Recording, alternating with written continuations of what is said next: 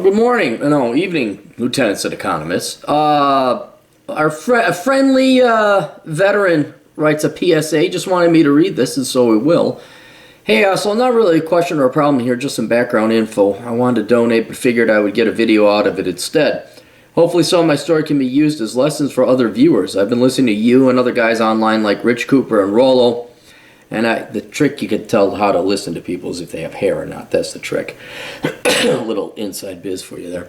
And I've had the same thoughts and approaches, but just never heard anyone articulate them as well as you guys do. There's things in here you might disagree with, or things you might find to be wise. Either way, roast me or toast me, the story is as follows. 31-year-old dude currently living in a shithole major city in Ohio.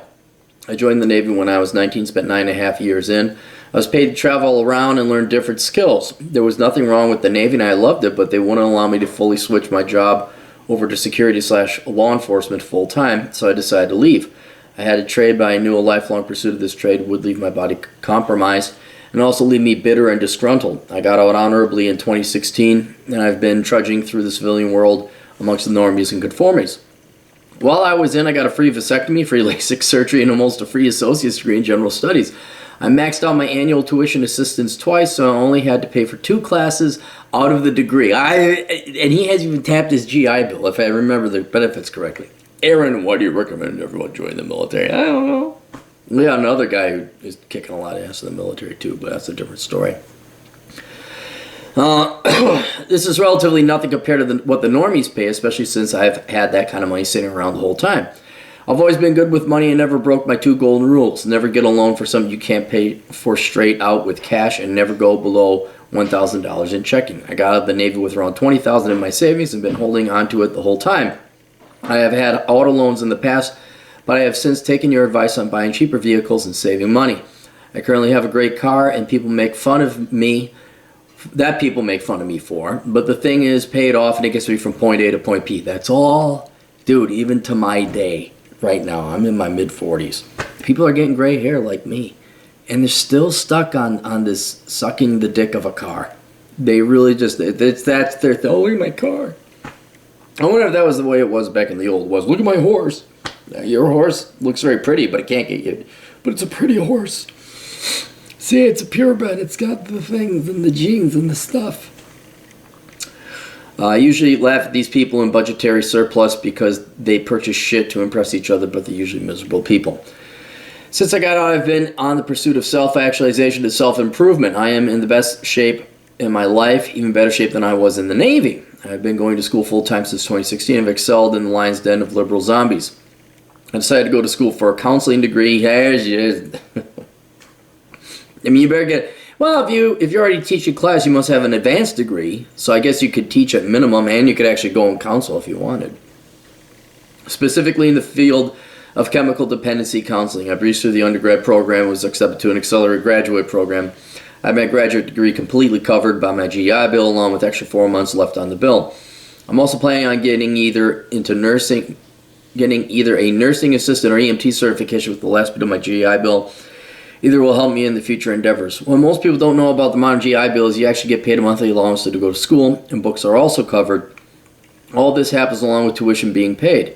After the EMT nursing assistant program is complete, I'm planning on going overseas to do security contracting in the Middle East. Something about modern Western society makes me prefer running the risk of being shot again overseas than stick around people here. I've never been there, but I can understand where you might get sick and tired of this. I'm planning on doing this until I'm too old and tired. Then I plan on returning to the States and purchasing a home with cash and relying on my counseling degree to make enough so I can enjoy my twilight years and not have to worry about a mortgage. Dude, if you just target men and say, I'm a male counselor, there is such a huge demand for that. And you target men, and you're not that, well, Freud says you want to suck your mother's penis. And it's like, hey, kid, knock it off. Not only can you make money, you'd actually be helping people, which you'd be the first of your type in the entire industry. Frankly, that's. Oh, Aaron, I'm sure there's 1 or 2 psychologists that might have made a difference. Don't have to worry about a mortgage. Coming home after the Navy and doing school was worth it because I got reconnected with family and friends before going back into the real world. I also checked the box of higher education despite developing mental Tourette's while sitting in class and listening to retards with their left-leaning verbal diarrhea. The funny thing is I was able to excel beyond the liberal idiot's expectations and outperform them in every task. I'll be thinking about them while I'm overseas and wondering how their student loans are doing. They're compounding at an exponential rate. Life can be great if you plan ahead and execute those plans. I've done all of this without accruing any debt, never getting married, never having kids. Some of your subscribers always ask, how do I get the girls? They don't ask anymore because I told them not to. And the solution couldn't be easier. Do the work. A little Rich Cooper there. Women like men who get results, not men that have potential. I have not chased women at all since moving back to Ohio, but I've had some fall right in my lap, sometimes quite literally. I cannot stress enough how important it is for men to get their shit together and start seeing results from their labor. Women are one of the results from this labor. Guys just have their motivations backwards. That's true. 100% true. I've been dropping red pills of knowledge the whole time I've been practicing in the counseling field. There are men in this field that can actually help other men. Yes, exactly. The field is just drowning with women that are incapable of helping men and sometimes do more damage than good. Absolutely right. I wouldn't even necessarily say it's women. It's the fact that they decide they're going to become a therapist at 17. And then they graduate with their master's at 23 and they know fuck all shit about the real world. But you see, Kant said shut up. That's what Kant said. Kant said shut up, you Kant told the Kuantaha to shut the F up.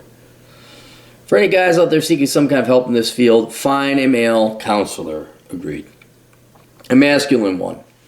Hopefully some poor soul will get something out of this story. I've got thick skin, so you can roast me on the YouTubes if some things are a misstep. Guys will take something away from that too. Let me know what you think of this story so far. Thanks for keep being an asshole, and we'll keep them anonymous. Well, thank you. Yeah, no, you're doing great. You're doing exact. I would have stayed in the military. I would have joined the military first thing and woulda land, shoulda land. I would have just stayed in the military and got your pension. Because I have a feeling you're doing all right. You got a great plan because you're getting out of normie world. And you're going to go and apply your skill and your trade overseas. So I think that'll give you a purpose and agency. But a lot of military guys, I think they want to get out and it's going to be great. And they get the civilian world, it's like, oh shit, there is no opportunity here. But you are creating that opportunity by going overseas. And you being a minimalist and all that other stuff, I mean, you don't really need the pension. But it would have been nice. You stayed another 10 and a half years. But there you go. Once again, ladies and gentlemen, boys, not kidding, and ladies, join the military. You don't have to spend 9 years in there. But man, the benefits are real nice. Benefits are great. Yes, you may have to be dragged out and shot at and maybe even hit. But that is the risk, and it's totally worth it. How would you know it? Yes, I know. Just trust me, having food would have been nice. So, all right, that's it. Questions, answers, links down below. Thank you for the PSA. We'll see you guys later. Toodles.